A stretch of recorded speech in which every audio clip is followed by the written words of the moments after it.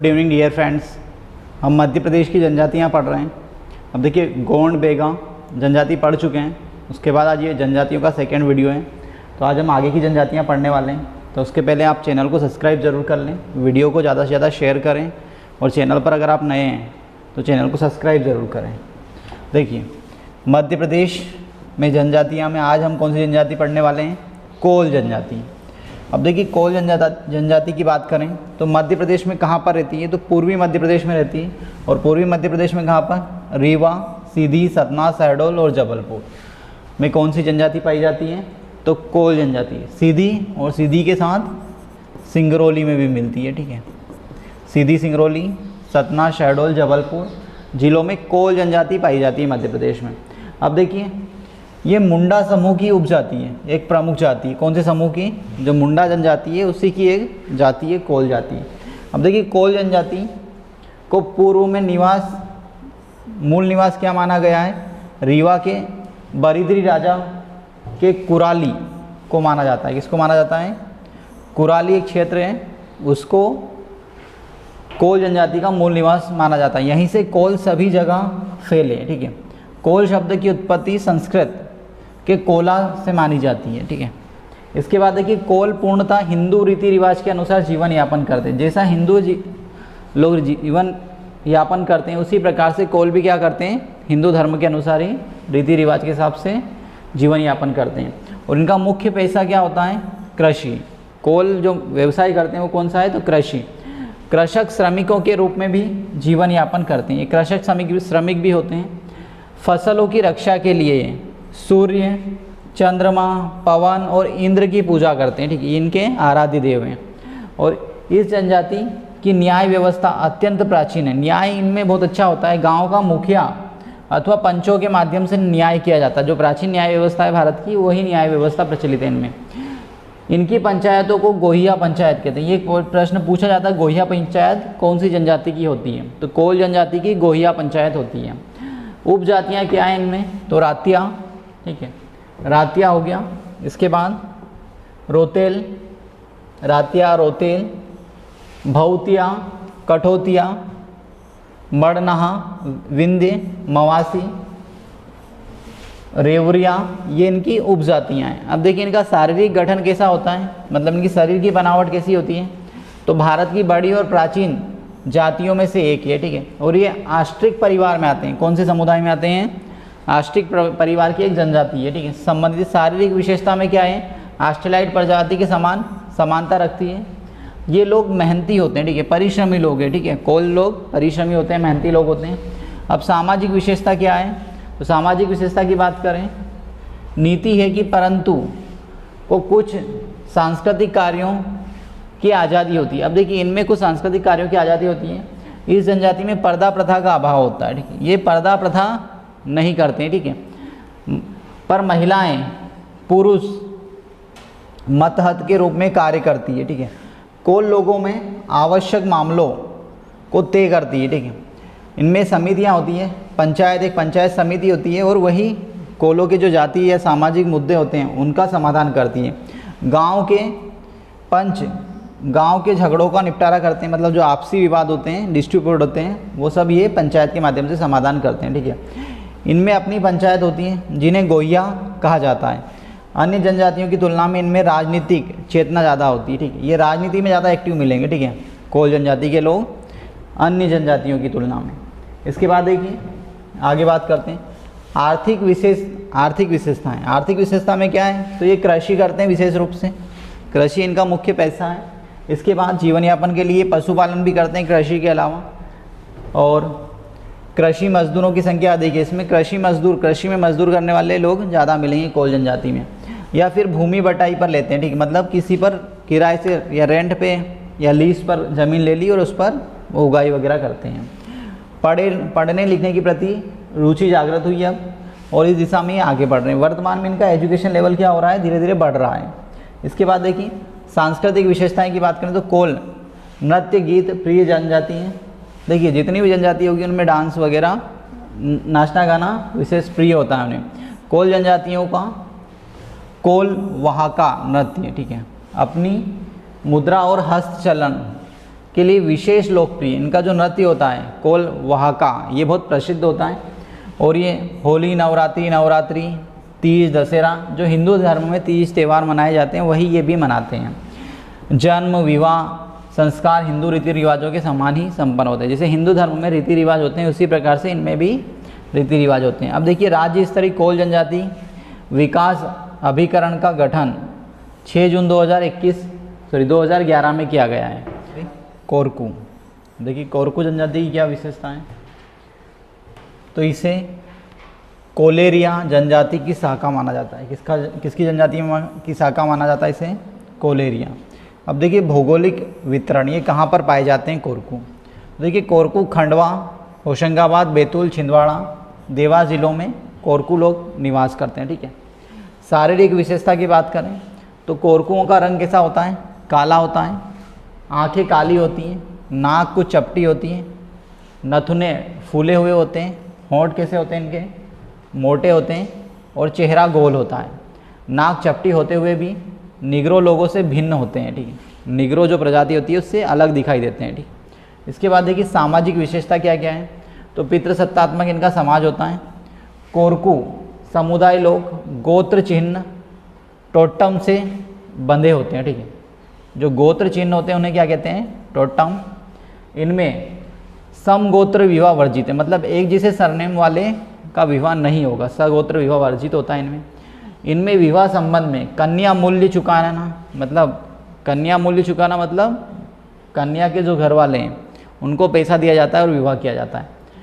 इनमें लमसेना विवाह प्रथा प्रचलित है, जिसमें दामाद ससुर के घर शर्तों पर रहना पड़ता है। जो विवाह करेगा उसको एक कंडीशन रहेगी कि भैया आपको ससुर के घर ही रहना है। ठीक है, घर जामाई बोलते हैं जिसको, घर दामाद, है ना।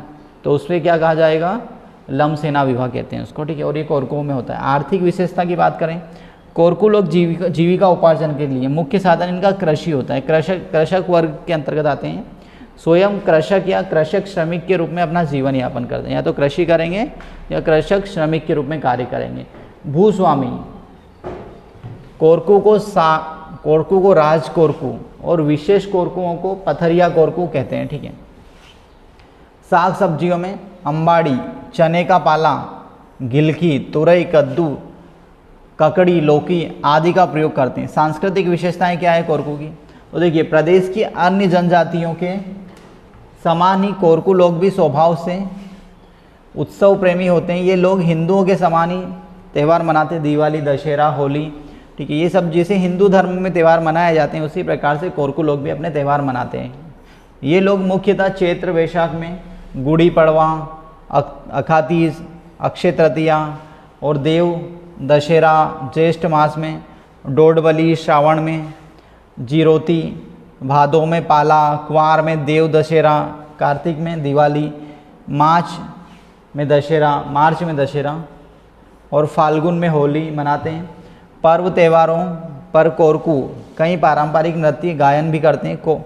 मृतकों को दफनाने की भी प्रथा है इनमें। ठीक है, जैसे कोरकू होते हैं ना, इनमें मृतकों को दफनाया भी जाता है। ठीक है, और मृतकों की स्मृति में ये लकड़ी का एक स्तंभ लगाते हैं। जैसे कोई मर जाता है तो उसको दफना दिया और उसकी स्मृति में क्या लगाते हैं? एक लकड़ी का स्तंभ लगाते हैं। ठीक है, और उस पर झंडा बांधते हैं। ठीक, क्या बांधते हैं उस पर? झंडा। इसमें मृतक संस्कार में सीडोली प्रथा कहते हैं। ठीक है, क्या कहते हैं इसको? सीडोली। कई बार पूछा जाता है कि सीडोली प्रथा क्या होती है, या सीडोली प्रथा का संबंध किस जनजाति से? तो कोरकू जनजाति से सीडोली प्रथा का संबंध। और इस प्रथा में क्या करते हैं वो लोग? जो मर जाता है व्यक्ति उसको दफना देते हैं और उसकी स्मृति में वहाँ पर एक लकड़ी का स्तंभ लगा देते हैं। ठीक है, तो उस प्रथा को क्या कहा जाता है? कोरकुओं में सीडोली प्रथा कहा जाता है। इसके बाद देखिए आगे आर्थिक स्थिति क्या है। तो आर्थिक संपन्नता के आधार पर कोरकुओं को दो भागों में बांटा गया है, राज कोरकू तथा ये पथरिया कोरकू है। ठीक, क्या है? पथरिया कोरकू। राज कोरकू समृद्ध होते हैं, जबकि जो पथरिया कोरकू होते हैं और जो राज कोरकू होते हैं उनके पास कृषि भूमि वगैरह होती है। इनका सामाजिक स्तर भी ऊंचा होता है। पथरिया कोरकू क्या होते हैं? मजदूर वर्ग होता है, गरीब होते हैं। ठीक है, इसके बाद देखिए कोरकू जनजाति का विभाजन मुख्यतः कई भागों में बांट सकते हैं। कोरकू की कई उपजातियाँ हैं। अब देखिए कौन कौन सी? मोवेसी, मोवासी, महुआ। मोवासी, महुआ अपराधी वर्ग है। ठीक है, मतलब ये जो वर्ग होता है मोवेसी वर्ग या महुआ वर्ग, ये अपराध करता है। ठीक है, अपराधी वर्ग के अंतर्गत आता है। फिर इसके बाद बाउरिया। बैतूल जिले के कोरकू आदिवासियों को क्या कहा जाता है? तो बाउरिया कहा जाता है। इसके बाद रुम्मा, अमरावती जिले के आदिवासियों को, कोरकुओं को क्या कहते हैं? तो रुम्मा कहते हैं। बदोरिया, पंचमढ़ी क्षेत्र के आसपास रहने वाले कोरकुओं को क्या कहा जाता है? बदोरिया।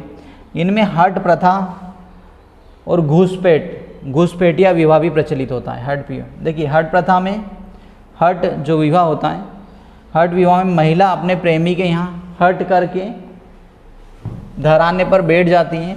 सामाजिक नियमों के अनुसार उस पुरुष को उस अड़ियल या जिद्दी महिला से विवाह कर लेता है, ठीक है ना। तो ये हट प्रथा भी या हट विवाह भी होता है इसके अंदर। इसके बाद खम्बा स्वांग नृत्य प्रधान नाटक होता है, ठीक है। और इसके बाद उपजातियाँ नहला, मोवासी, रुमा, बावरी, बोडिया, ये इनकी उपजातियाँ हैं। इसके बाद देखिए मुख्य विवाह प्रथा कौन कौन सी है? तो लमसेना प्रथा, घर दामाद, इसमें घर दामाद होता है, उसे लमसेना विवाह कहते हैं। राजीबाजी विवाह सहमति से होता है। हट विवाह, अड़ियल विवाह, ठीक है। चिथोड़ा विवाह भी होता है इनमें। तलाक विवाह भी हो जाता है और अंतर विवाह भी होता है, ठीक है। इंटरकास्ट भी मैरिज कर लेते हैं। इसके बाद अगली जाति आती है हमारी अगरिया जनजाति। कौन सी जनजाति है अगली? अगरिया जनजाति। अब देखिए अगरिया जनजाति ज़्यादा बड़ी नहीं है। अगरिया गोंडों की ही एक उपजाति है, ठीक है। मंडला, शहडोल, अब इसमें अगरिया से क्या पूछा जाता है कि अगरिया जनजाति कहाँ मिलेगी आपको? तो मंडला और शहडोल जिलों में पाई जाती है। लोहे को साफ करने का काम करते हैं, ठीक है। धातु को निष्कर्षण का कार्य करते हैं। मंडला में लोहा अयस्क को सावरिया, पोड़ी, कतरा, चरकी और जाग कहा जाता है, लोहे को कहा जाता है, ठीक है। इसके बाद देखिए इनके प्रमुख देवता कौन है? लोहासुर हैं। लोहासुर जो धधकती भट्टी में रहते हैं, ठीक है। लोहासुर इनके अगरियाओं के प्रमुख देवता हैं जो लोहे का काम करते हैं, ठीक है। और ये कहाँ निवास करते हैं? तो धधकती भट्टी में करते हैं। इसके बाद अगली जनजाति आती है हमारी भारिया जनजाति। अब भारिया जनजाति की बात करते हैं तो देखिए भारिया जनजाति एक प्रमुख आदिवासी समूह भारिया का अस्तित्व प्रदेश के मुख्यतः जबलपुर, छिंदवाड़ा जिले में मिलेगा। कहाँ मिलेगा भारिया? तो जबलपुर और छिंदवाड़ा में। छिंदवाड़ा के तामिया विकासखंड, ये बहुत ही महत्वपूर्ण है। छिंदवाड़ा के तामिया विकासखंड के अंतर्गत पातालकोट, ये पातालकोट कई बार पूछा गया है, पातालकोट क्षेत्र कहाँ पर है? तो ये आता है छिंदवाड़ा जिले में। भारिया ऊपर के लोगों के लिए सदैव आकर्षण का केंद्र रहे हैं। अब देखिए यहाँ पर जो छिंदवाड़ा का जो पातालकोट क्षेत्र है, यहाँ पर आज भी आदिम जीवन यापन करते हैं लोग, ठीक है। इसलिए और ये बहुत नीचा स्थान है, ठीक है। तो यहाँ पर सूर्य लेट उदय होता है और जल्दी अस्त हो जाता है, ठीक है। इसके बाद देखिए भारियाओं की सर्वाधिक जनसंख्या कहाँ पर मिलेगी आपको? तो जबलपुर में मिलती है, ठीक। इसके बाद देखिए आगे बढ़ते हैं। भारिया कौन सी जाति है? तो द्रविडियन अर्थात कोलोरियन परिवार की जनजाति है। मूल गोंड जनजाति की यहाँ शाखा भूमिया नाम से भी जानी जाती है। उपजातियाँ कौन कौन सी इनकी? तो भारिया की मुख्य उपजाति हैं भूमिया, भुईहार, पंडो। भारिया जनजाति मुख्यतः गोंड जनजाति की एक उपशाखा मानी जाती है।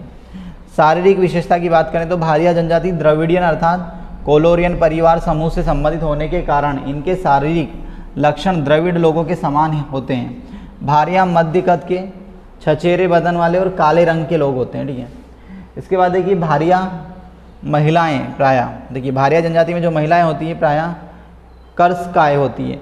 इनमें नाक सुडौल होती है, देखने में सुंदर होती है और अपनी मजबूत कद काठी के कारण ये लोग भाड़ होने का कार्य करते हैं, इसीलिए इनको भारिया कहते हैं। भाड़ होने का कार्य करते हैं, इसी कारण इनको भारिया भी कहा जाता है। तथा इनका नामकरण इसी विशेषता के आधार पर पड़ा है।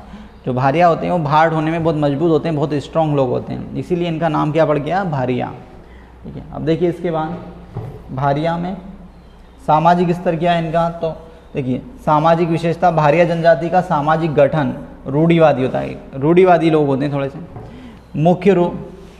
मुखिया को इनमें पटेल कहा जाता है। भारिया में जो घर का मुखिया होता है या गांव का जो मुखिया होता है उसे क्या कहते हैं? पटेल कहते हैं। गांव के मुखिया को पटेल कहा जाता है। भूमिका, पड़िहार, कोटवार समाज के प्रमुख घटक होते हैं। भारिया समाज गोत्र चिन्ह पर आधारित होता है। इनमें समगोत्र विवाह का प्रचलन नहीं है। एक जैसी गोत्र वाले या एक जैसे सरनेम वालों का विवाह नहीं होता है। मामा बुआ के लड़के को जो विवाह होता है वो अच्छा माना जाता है, ठीक है। मामा बुआ के लड़के लड़कियों का विवाह होता है आपस में, उसे अच्छा माना जाता है और उसे क्या कहते हैं? तो उसे दूध लौटावा प्रथा भी कहा जाता है। भारिया लोगों के 4 प्रकार के विवाह रीति रिवाज हैं। मंगनी या बारात विवाह, ठीक है। इसके बाद है लमसेना विवाह, इसमें दामाद घर रहेगा ससुर के। राजी बाजी विवाह, सहमति से जो विवाह होता है। विधवा विवाह भी होता है इनमें, है ना। भारियाओं में चूड़ी प्रथा भी प्रचलन में है, ठीक है। चूड़ी प्रथा, ठीक है। चूड़ी प्रथा भी इनमें प्रचलन में, ये भी एक विवाह का प्रकार ही है। इसके बाद देखिए सांस्कृतिक विशेषता, भारियाओं की कला परंपरा, नृत्य, संगीत के साथ चित्रकला तथा शिल्पकला भी शामिल है। इनमें वाचिक परंपरा भी अत्यधिक समृद्ध है, ठीक। अब देखिए गीत कथा पहेलियाँ का इन लोगों के पास भंडार है। आर्थिक विशेषता, भारिया प्रारंभ में अस्थायी खेती करते थे, ठीक। अस्थायी मतलब जूमिंग कृषि करते थे, जिसे क्या कहते थे, दहिया। ये प्रश्न आता है कि भारियाओं के द्वारा जो कृषि की जाती है उसे क्या कहते हैं, तो भारियाओं के द्वारा जो कृषि की जाती है उसे दहिया कहते हैं।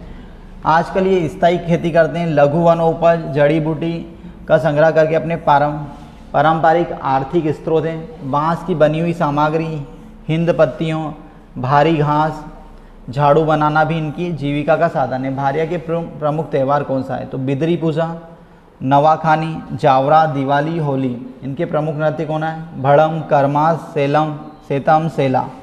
देवी देवता शीतला माता, अंबिका, पाठर, बहरा माता की पूजा, ठीक है। ये इनके क्या है, प्रमुख देवता है, ठीक है। अब देखिए ये मध्य प्रदेश की सभी जनजातियाँ का टॉपिक कंप्लीट हो चुका है आपका। तो इस वीडियो को आप ज़्यादा से ज़्यादा शेयर करें और चैनल पर अगर आप नए हैं तो चैनल को सब्सक्राइब ज़रूर करें। Thank you.